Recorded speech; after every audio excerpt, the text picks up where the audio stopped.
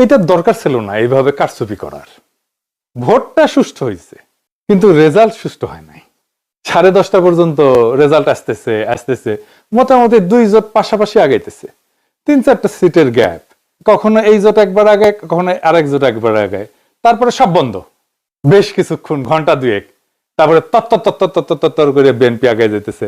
আর জামাত জোট মনে হয় ঢাকার জ্যামে আটকেছে, আর নড়ে না, নড়ার চড়ার কোনো নাম নাই, ওইখানেই থাকলো। 40 থেকে বিএনপি 208 হইল। আচ্ছা বলেন তো, কখনো এভাবে ডেটা ফাংশন করে? ভোটের সব তো ডেটা, অঙ্ক, এটা কি এইভাবে ফাংশন করে? মানে এটা বিজ্ঞানের কথা, ব্রেনটের কথা আর কি, এডুকেশনের কথা। এগুলো তো র্যান্ডম নাম্বার। যেভাবে ভোটের রেজাল্ট ঘোষণা করা হয়েছে, এর কোনো প্যাটার্ন মানে নাই।